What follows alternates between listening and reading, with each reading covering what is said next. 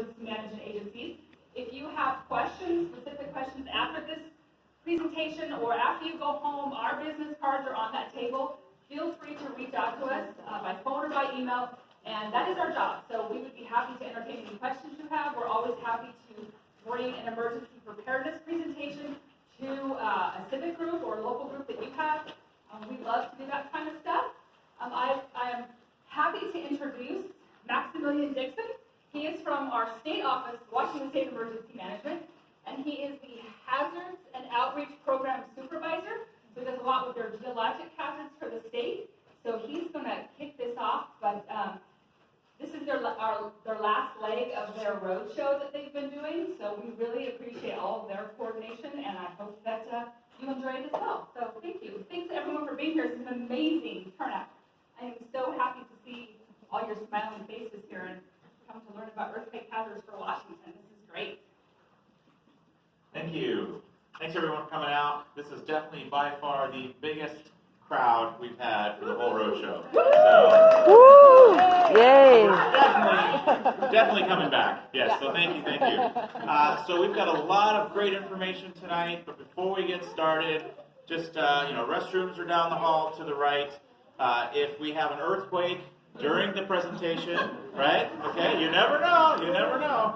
Drop, cover, and hold on, right? Get next to your chair, cover your head and neck, hold on to your chair, we'll ride it out, right? Okay, and then also if we have an emergency, there's some exit doors there. What would be the protocol here? Go out to the parking lot? Yes. Actually, let's meet out by the trees right there. Perfect, meet out by the trees. Right there, Wonderful, super simple. Okay, fantastic. So, got a lot of great information. We're going to start out with Megan Anderson. So she is an earthquake geophysicist from the Washington Geological Survey. So she's going to talk to you about what faults are, what earthquakes are, what the hazard is out here, and how to get more information. And so she's going to be covering that. And then I'm going to be covering what are the impacts from earthquakes? What kind of damage happens during earthquakes? What's the risk? And then about preparedness. How do I get prepared? What do I do? Right? So I'm going to be covering that. And also, we're going to be passing out some surveys, just a few questions on a little postcard. Please fill those out. That'll be in my presentation. Just give us a, did we do well? Can we improve? Just a little input. And then what that does is if you fill that out, we're going to collect that during questions and answer, and we're going to give away 4 prizes.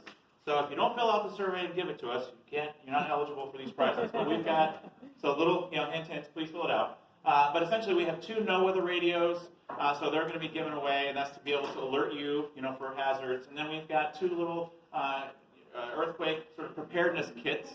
They're in these glow-in-the-dark cups, so you can find them at night. But just a little starter, get you started. So we'll be giving those away at the end.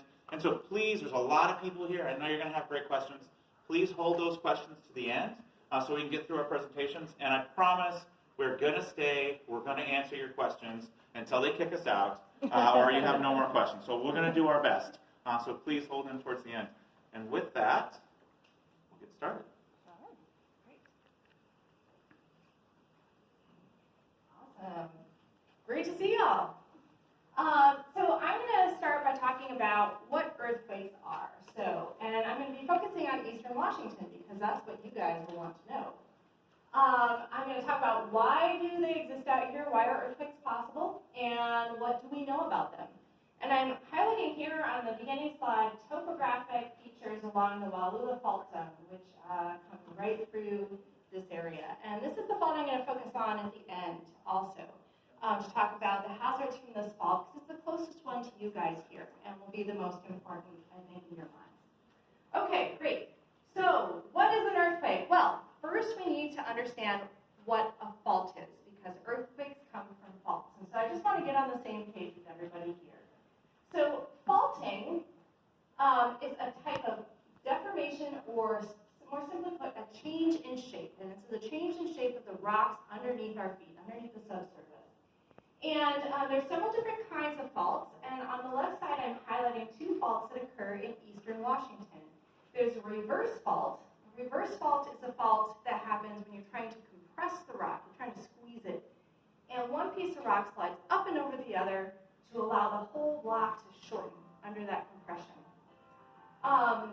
Another kind of fault is called strike slip, and that rock and you're trying to slide one piece of rock past the other. And the change in shape happens when that slide happens and allows kind of the rock to be sheared. And up in the center here, I'm showing an outcrop. This isn't a road cut. I just wanted to show you an example of what faults look like in real life when you're looking at the rocks.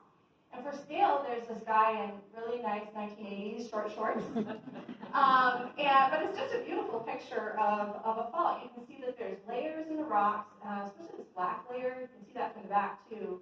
Has been offset by this fault. So it was once one long section of rock, and now it's been offset, and that's a change in shape.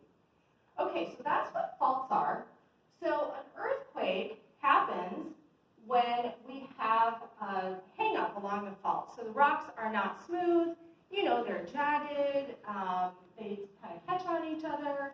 So as the rocks are trying to slide past each other in this diagram, the fault isn't moving here, so the fault is stuck.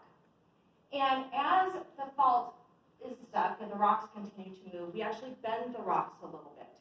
And during that process, we store up some energy in that system. Then we reach a threshold where there's too much pressure, and then the fault breaks. And it happens very suddenly, within a matter of seconds or maybe even a fraction of a second. And when that sudden slip happens, that's an earthquake. All right, and it releases all of that energy. Okay, so I'm going to demonstrate this, and I want you to play along with me. Okay, I'll put down the microphone. Okay. Everybody put their hands together. All right, now put a little pressure on your hands, and now start trying to slide your hands past each other. A little pressure on it. You notice your skin is kind of bending a little bit? That's a storage of that elastic energy. And if you press hard enough, eventually your hands will slip and start to slide. Oh, thanks. Slide past each other, and that's like the earthquake, right? So this is what's going on when we have an earthquake, and it's just a common physical system, and the same thing happens in the earth as happens to your hands when you do that little exercise. Okay, so what makes faults in Washington State? I'm going to talk first about the big fault. Who's heard about this big fault off the coast? Almost everybody. Okay, so I'm going to talk about what that is first. So this is the North American plate on this map of the Pacific Northwest. That's the plate that we're standing on. We live on it. We work on it. And then off the coast, there's another tectonic plate called the Juan de Fuca plate. And tectonic plates can move freely across the surface of the earth. They can move in any direction that the forces of the earth tell them to go. And so the North American plate and the Juan de Fuca plate are coming towards each other. They're coming together. And in that battle, the Juan de Fuca plate's the loser. It is going down underneath the North American plate, deep down inside the earth. And right here in this diagram, you can see there's a boundary between the two plates. And that is a fault. It's one big fault. And it experiences earthquakes just like any other fault. And this is a picture of what's happening along this kind of fault during an earthquake. So the Juan de Fuca plate's going down underneath the North American plate, and it's stuck because the rocks are not slipping. And then the overriding plate, the North American plate, gets bent up and bends and stores some energy. And then eventually we reach a threshold of pressure, and the overriding plate slides down and resumes near its original shape before this whole cycle started. And then it starts building again. It gets stuck and it starts building again. And so that's what the earthquakes look like out on the coast. Okay, so this one has gotten a lot of press, right? There was a big New Yorker story about it a couple years ago. And I think that one thing I want to emphasize is that just like in this picture that shows the whole west coast of the United States ripping open to create this fault, there's a bit of hyperbole, a bit of exaggeration within this article. But some of the things they did get right, and I want to emphasize that thing. So all along this boundary between these two plates, that's one big fault. And that's a really large fault. And it has, in geological history, slipped. The whole thing has slipped in one go. And we know that from records offshore. One thing I want to emphasize is that with a really long fault like that, we create a really large magnitude earthquake. That's a lot of energy released at once. And so something I'm going to talk about a little bit as we go forward is that the length of fault that moves during an earthquake relates to how much energy is released and relates to the magnitude. So the longer the fault, the higher the magnitude. Okay, great. So the big fault is going to be a disruption to all of Washington. And Maximilian's going to talk a lot more about how an earthquake on a big fault is going to affect us out here. And I'm going to talk about that a little more too. But there's some other faults that might concern you as well out here. And so I'm showing here a diagram of where we get earthquakes in the whole system. So the Juan de Fuca plate subducting down, we've talked about this fault here. But as the plate goes down, that process isn't smooth, and so we do get earthquakes that happen within that plate. And the 2001 Nisqually earthquake was one of those. And so we actually have these pretty often. In addition, the North American plate, as these two plates are coming together, the North American plate is still getting squeezed quite a bit. And so we also get earthquakes that happen in the crust of the earth, the upper part of that plate. And the earthquakes that happen along faults in this region are actually really close to the surface, so they're really close to us. And so they're also an important hazard that we should consider when we're trying to get prepared. And this image doesn't show Eastern Washington. I'm sorry, left you out of this one. Darn USGS, they didn't do that right. But that doesn't mean that we don't have earthquakes here. And so I want to emphasize that just because we don't show it here doesn't mean they're not happening. So I want to give you a bunch of information about what's going on here. What's going on beyond the frame of this picture. So this is a picture of the state of Washington. So here's a topographic map. And all the blue lines here are all the crustal faults, or all those faults that are in the upper part of the North American plate. And you can see that there are quite a few of these faults out in the Seattle area and offshore. But there's a ton of faults over here in Eastern Washington. So these are faults that are really common out here. And this is a map, I'm just going to say, is from the Washington Geological Survey Information Portal. And I'm going to come back and talk about this map again at the end and how you can go in and access this map yourself. But I'm going to show it a bunch of times during this talk. Okay, so let's zoom in on where we are now. All right, so I'm zooming in to these faults here. And so here's Kennewick on the map, so we're just right next door to that. And you can see that there are a number of very long faults that come through this area. And the one that's closest to us here is the Wallula Fault. It almost comes right through this area. And so there's quite a few faults in the region. Now, why are these faults here? Well, the story's a little bit different than the subduction zone. And I want to tell you why they're happening to give a greater understanding of what these faults are and what they're doing here. So I'm going to walk you through this. So this is some data. So we're going to look at some scientific data here. So who knows what GPS is? Can someone say? And what does it do for you? Shows you where you are. Tells you where you are on the earth, right? You have it in your phone. You'll have a mapping program. You can see on the dot where you are on the map. Well, GPS can do the same thing for geologists. We can attach an antenna to the surface of the earth and figure out where we are on the surface of the earth, and also where the rock is going. So just like Google Maps can tell you where you're going by your GPS, you can do the same thing with rocks. And so this is a picture of a GPS antenna that we use for doing geology. So it's larger than a Frisbee, so it's really big. It's much more accurate than what's in your phone. And we drill a big hole on a nice stable piece of rock and attach a post to it and screw on the antenna. And if we record one position every 15 seconds for about 5 days, we can determine our position to within less than a 16th of an inch. Pretty darn good. And so if we measure in one spot one day, and then a year later we come back and measure in that same spot, and then a year later we measure in that same spot, we can track where that rock is moving on the tectonic plate.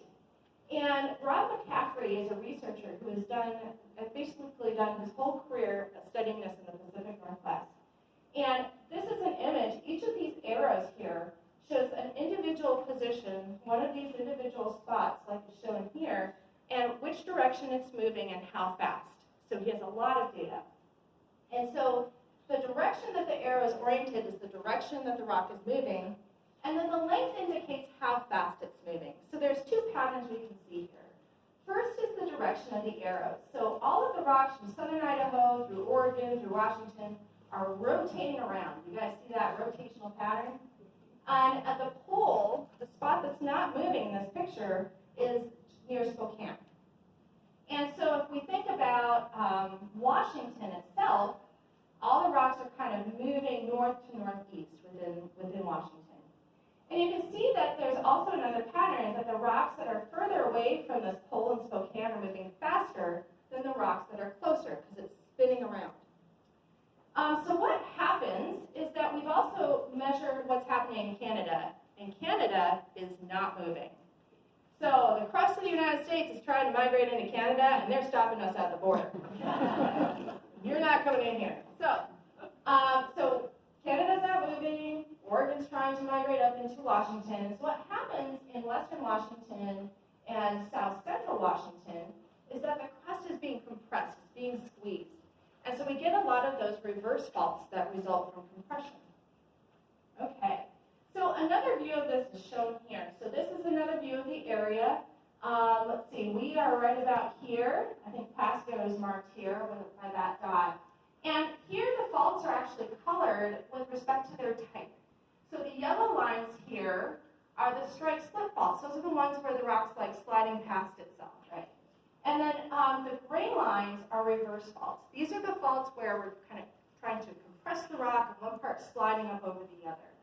And you'll notice that the strike slip faults are parallel to these lines of rotation that we've meshed with the GPS. And then the reverse faults are kind of perpendicular to that.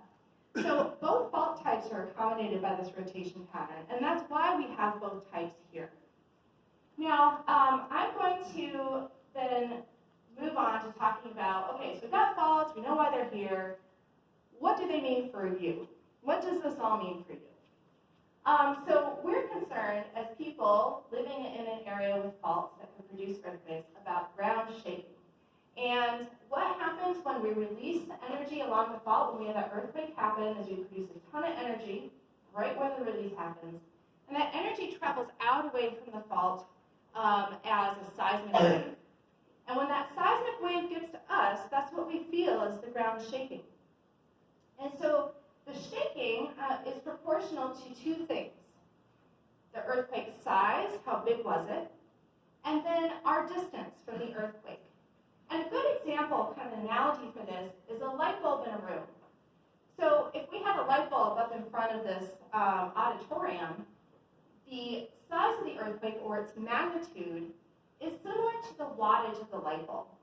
So if you have a larger wattage in the light bulb, it throws the light farther out into the room. So if you have a larger magnitude earthquake, the wave energy travels farther away from the earthquake. And then if you're farther away from the light bulb, you receive less of the light. And so if you're farther away from where the earthquake happened, you're going to receive less of the wave energy. And this concept is called intensity. And of course, we're scientists. We like to put numbers on things. Sorry about that. But we actually assign numbers to the shaking intensity. And we have a scale that we use to assign the numbers, and it's called the Mercalli scale. So even though we like to put numbers on things as scientists, what we do to describe these numbers is we actually talk about what happens at that spot. What's going on to you in that spot when shaking of that intensity happens. And the intensity scale starts with not felt, and that's the white up here, and going into the weak, is this working? Okay. Going into the weak and the light areas, those are actually supposed to be green. They're not showing up as green so much. But getting into the yellow and into the orange and into the reds, we have more severe shaking. And in the weak area, people might feel it. You know, maybe some dishes will fall off the table if they're a little precarious. And then as we go down through the sections, then we start seeing effects like chimneys falling over and damage to buildings. And then finally, when we get to the red, we have a lot of damage to many different kinds of buildings. So that's the Mercalli scale, and it's how we communicate what's felt during an earthquake. Okay, so let's talk about earthquake scenarios. So this is how we present the shaking intensity. So an earthquake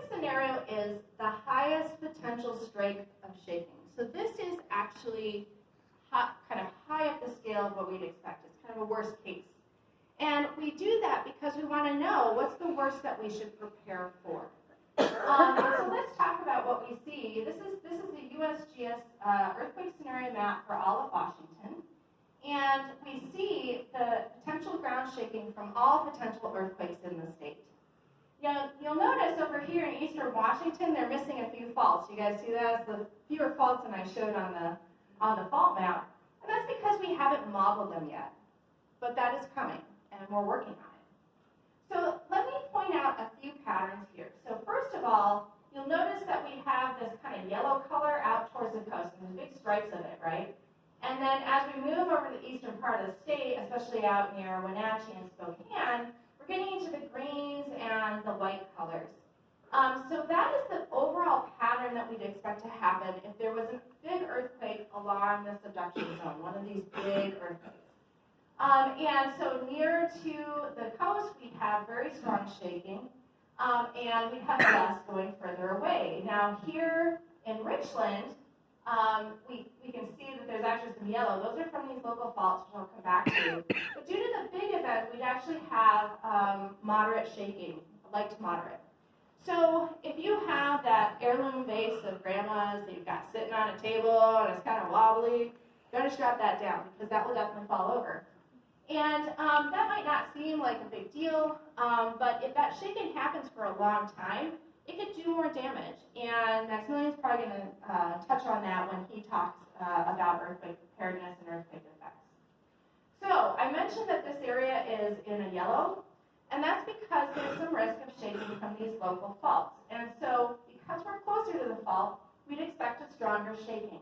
And so we expect a more strong and very strong shaking due to the local faults. And of course, the one that's closest to us is the Wallula Fault here in Richland. So I want to spend a little time talking about the Wallula Fault. Okay. All right, so I pulled out just the scenario for the Wallula Fault. So this is it solo. And you can see that the fault runs right through the Kennewick-Richland area. And the magnitude that was modeled in this scenario is a 7.4. So this is a very large earthquake. And that is the scenario if the whole fault ruptured. So this is the largest possible. Would that happen?